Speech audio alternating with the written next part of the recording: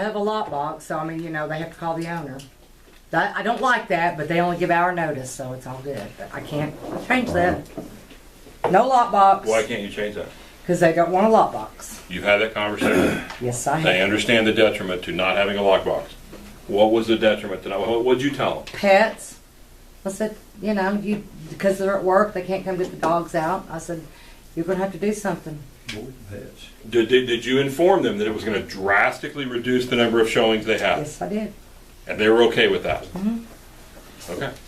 I mean, you can't Fix stupid, right?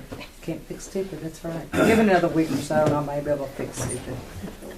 Maybe. Or you're going to get shot, Yeah. right? One of the two is going to happen. You're either going to fix it. I did get new carpet There's going in to the be house. collateral damage, right? I did get the price lowered in new carpet throughout the house. They're Okay. doing that. Well, those are wins, Those right? are wins. Okay, so put the house on the market. No agent ever comes through. We have a problem.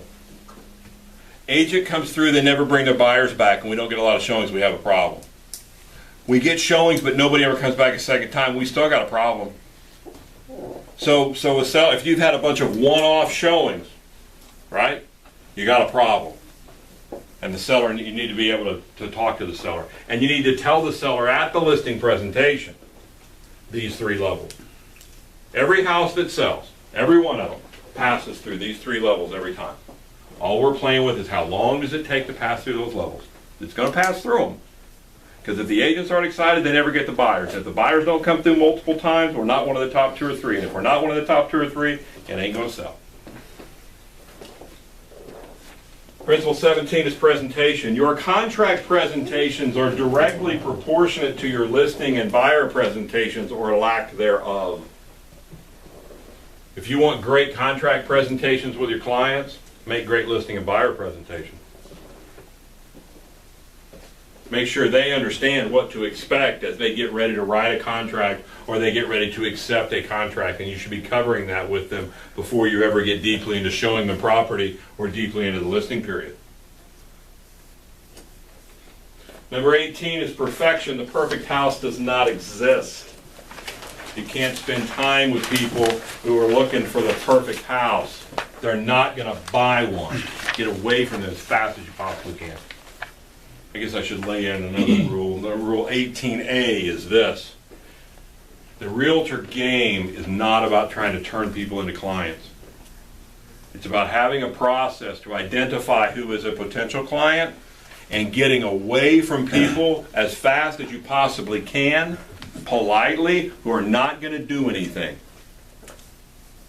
That's the game. Don't waste your time. Don't waste your time.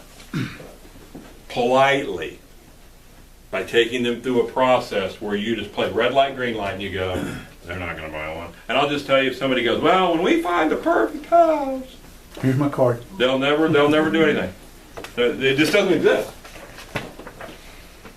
Principle number 19 is monthly.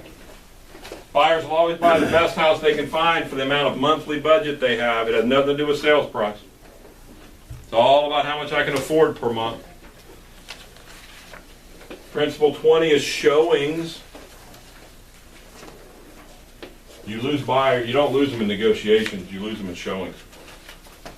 You get somebody to put pen to paper, you'll get that deal done about 95% of the time, won't you? Where sellers lose out is somebody comes to my house, they never come back. Or nobody ever even comes through. Right? And people don't historically make really low offers unless they're an investor and the house has been on the market for a long time. Right? You lose buyers in the showing, not the negotiations. We get pen to paper, we'll land them. We'll figure out how to make this deal work. Principle number 21 is fluidity. The marketplace moves regularly, sometimes weekly. Your sellers must always be informed of where they are in the pecking order on at least an every other week basis. At least every 2 weeks. Your sellers need to understand. When we listed this house, we were number 3. We are now number 7.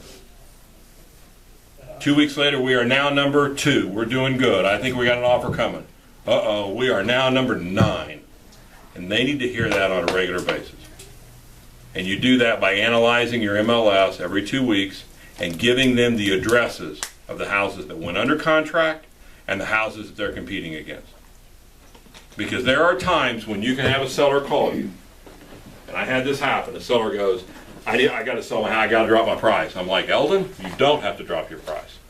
You are the best house in the 130s for a 3-bedroom, 2-bath, 3-car garage, all brick. You're it. We got a dead spot in the market, man. Just, you're it. Dropping your price will do you no good. It's just going to cost you money. Just bear with me. Statistically, you shouldn't have to wait another 2 to 3 weeks and this thing is going to sell, because that's about what the absorption rate is. Like a week later, we get an offer for 137.5. How long did it take him to sign it? He didn't even counter. Right? He's just like, give me the pen, I'm done. And it's giving, and that's what we're being, like it or not, that's what we're being paid for.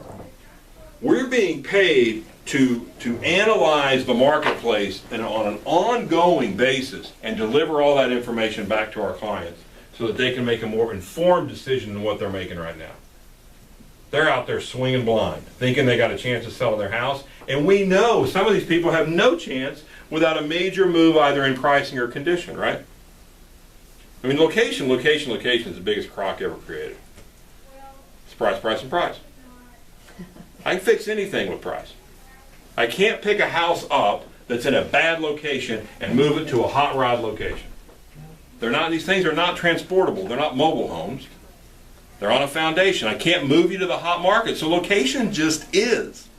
There's either a pool of buyers that want that location or there isn't.